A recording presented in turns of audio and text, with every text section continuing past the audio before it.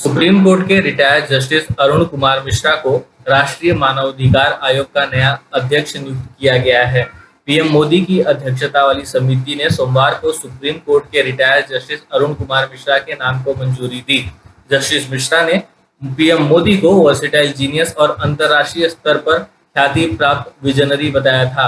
AIMIM के अध्यक्ष असदुद्दीन ओवैसी ने जस्टिस मिश्रा को एनएचआरसी का प्रमुख बनाए जाने वाली खबर को पोस्ट करते हुए ट्वीट कर लिखा कि पीएम मोदी बहुमुखी प्रतिभा के धनी और अंतर्राष्ट्रीय स्तर पर प्रशंसा प्राप्त दूरदर्शी हैं। ओवैसी ने व्यंग के भाव में जस्टिस मिश्रा की ओर से पीएम की प्रशंसा में कहे गए शब्दों को दोहराया है। अपने ट्वीट के आखिर में उन्होंने प्रश्नवाचक चिन्ह भी लगाया। कोरोना की तीसरी लहर में बच्चों के बड़े पैमाने पर चपेट में आने की आशंका विशेषज्ञों ने व्यक्त की है। इस पर सरकार की ओर से भरोसा दिया गया है कि बच्चों को कोरोना के कहर से बचाने के लिए 2 से ढाई गुना तैयारी की गई है। बच्चों में ज्यादातर बिना लक्षण के मामले हैं, गंभीर केस बहुत कम है। नीति आयोग के सदस्य वीके पॉल ने कहा कि अगर वायरस अपना बिहेवियर बदल ले तो बच्चों को खतरा बढ़ सकता है। बच्चों के लिए बंदोबस्त करना है वो करेंगे। बच्चों की मजबूत इम्यूनिटी के कारण 2-3% को ही अस्पताल की जरूरत पड़ती है।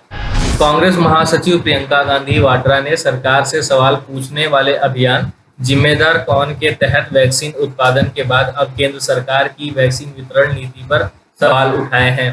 प्रियंका ने कहा कि सरकार भारत की मात्र 3% जनसंख्या का फुल वैक्सीनेशन कर पाई है, जो कि सुरक्षा कवच तैयार करने वाले वैक्सीनेशन टारगेट से बहुत पीछे है। उन्होंने कहा कि ये हैरान करने वाली बात है कि दूसरी लहर के कहर के समय जब मोदी सरकार को वैक्सीन वितरण की व्यवस्था की बागडोर और ज्यादा मजबूती से अपने हाथों में लेनी थी, उस समय सरकार ने अपनी जिम्मेदारी से पल्ला झाड़ते हुए वैक्सीन वितरण का दारोमदार राज्य सरकारों पर डाल दिया।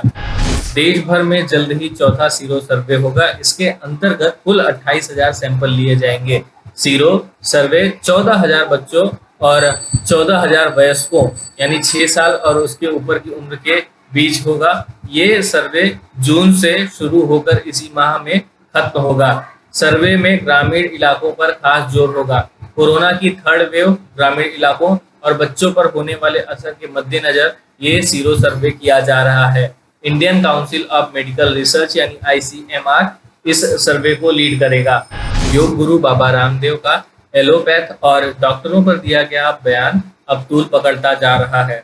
देश भर के डॉक्टर बाबा रामदेव के विरोध में उतर आए हैं और उनके खिलाफ कार्रवाई की मांग कर रहे हैं।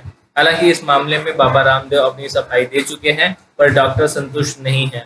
दिल्ली के एम्स के डॉक्टर भी इसमें शामिल हैं। उन्होंने भी ब्लैक डे का समर्थन किया है। एम्स के डॉक्टर आज काली पट्टी बांधकर काम कर रहे हैं, पर प्रदर्शन के दौरान इस बात का विशेष ख्याल रखा जा रहा है कि मरीजों के इलाज पर इसका असर नहीं पड़े। आंदोलन कर रहे डॉक्टर ने महामारी रोग अधिनियम के तहत बिना शर्त सार्वजनिक माफी या कार्रवाई की मांग की है। जब हमने HW न्यूज नेटवर्क की नींव डाली थी, तब हमने ये ठाना था कि न्यूज और इंफॉर्मेशन ये लोगों तक फ्री पहुंचनी चाहिए, मुफ्त पहुंचनी चाहिए, और हम आज भी ये वचन पर कायम हैं। पर जैसे आपको मालूम है, न्यूज चैनल चलाने के लिए पैसों की जरूरत है, तो हमको सबको न्यूज फ्री पहुंचाने के लिए कुछ मेंबर्स और कुछ सपोर्टर्स की जरूरत है। जी हां, मेरी आप सबसे गुजारिश कि आप सब HW न्यूज हिंदी की मेंबरशिप को ग्रहण करें। ये सदस्यता स्वैच्छिक है, यानी कि आप अपनी मर्जी के मुताबिक इसे ग्रहण कर सकते हैं, क्योंकि अगर आप इसे ग्रहण नहीं भी करते तब भी आपको HW न्यूज हिंदी के तमाम कार्यक्रम मिलते रहेंगे। मगर अगर आप चाहते हैं कि आजाद न्यूज जो है वो मजबूत हो, अगर आप चाहते हैं कि वो न्यूज जो सत्ता से सवाल पूछती है वो मजबूत हो, तो जरूर बने HW न्यूज हिंदी के सदस्य। जो लोग हमारे 89 रुपए प्रति महीने वाले कार्यक्रम से जुड़ेंगे, उनके लिए HW न्यूज का बैच विश मिलेगा। साथ ही साथ उन लोगों को हमारे एक्सक्लूसिव पोल्स में भी शामिल होने का मौका मिलेगा। इसके अलावा हमारा जो दूसरा मेंबरशिप कार्यक्रम है वो 199 रुपीस प्रति महीने का है, यानी कि 199 रुपए प्रति महीने। और इस प्रोग्राम में हमारे जो मेंबर्स हैं उन्हें 99 रुपए के प्रोग्राम वाले सभी चीजें तो मिलेंगी। इसके अलावा बिजनेस से जुड़ी हुई बातें भी हम करेंगे।